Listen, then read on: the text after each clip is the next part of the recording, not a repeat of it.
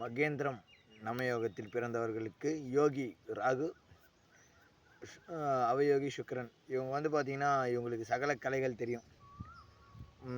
நல்ல பதவியில் இருப்பாங்க. இவங்களுக்கு வந்து பார்த்திங்கன்னா யாருக்கிட்ட எப்படி பேசணும் சாமர்த்தியமாக பேசி அந்த விஷயத்தை சாதிச்சுக்குவாங்க. அதில் வந்து இவங்களை ஜெயிக்க யாருமே இல்லை.